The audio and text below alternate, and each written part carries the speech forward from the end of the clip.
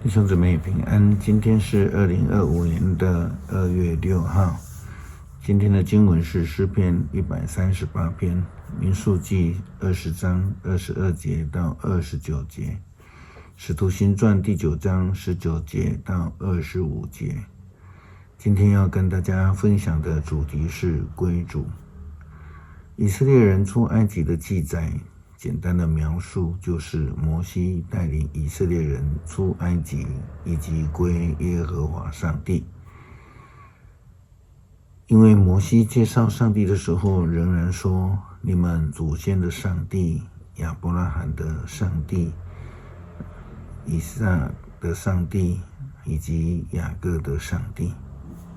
那是因为住在埃及430年的以色列人已经不认识上帝了，他们的宗教行为更可能已经完全的被多神崇拜的埃及人所影响。领人归主不但是摩西的工作，也是上帝给亚伯拉罕的使命，是现代基督徒不可推诿的责任。亚伦是摩西的助手，也在领人归主。虽然曾经犯错，到他人生的终点，他也安然归主了。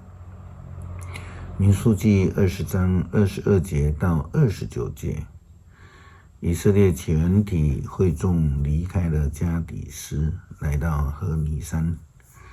这山在以东的边界，上主在那里对摩西和亚伦说，亚伦不能进入我应许的以色列人的土地，那就要死，因为你们两人在米利巴违背了我的命令。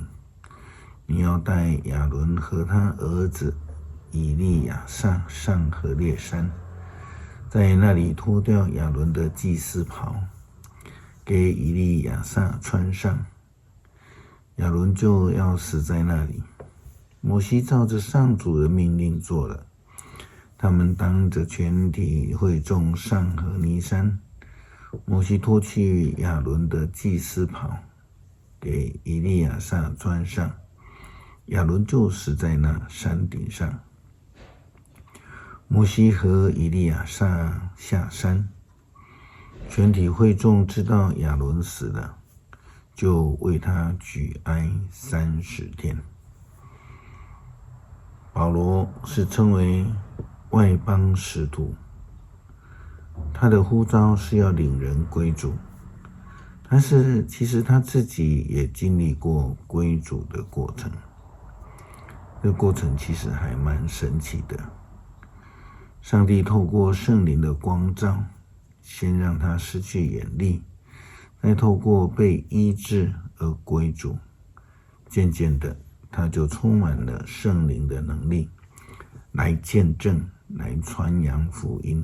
使徒行传第9章19节到25节记载了保罗转变之后的时刻。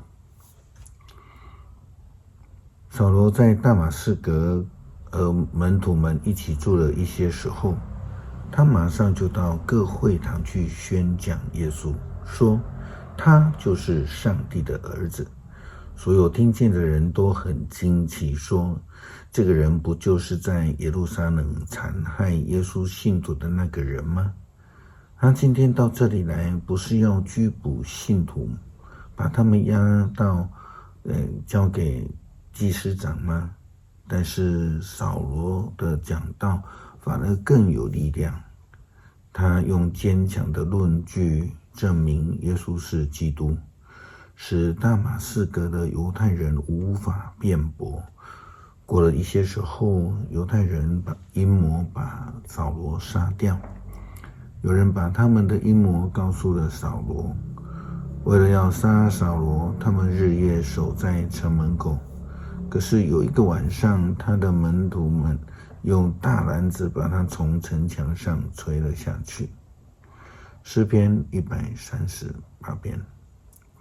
上主啊，我一心感谢你，我在诸神面前歌颂你，我面向你的圣所下拜，我颂赞你的名，因你的是信实的。我有不变的爱，你显明你的名和应许超越一切。我求告的时候，你回答我，你用你的力量鼓励我。上主啊，地上的君王都要颂赞你，因为他们听见了你的应许，他们要歌颂你的作为，颂赞你的大荣耀。上主至尊无上，但他看顾卑微的人，狂傲的人无法在他面前藏匿。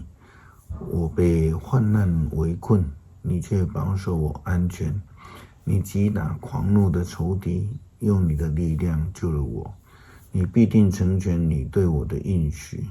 上主啊，你的慈爱永远长存，求你完成你亲手的开始的工作。恳求上帝让我们经历救恩，领受护照，成为领人归主的忠心仆人。祷告奉主耶稣基督圣名求，阿们。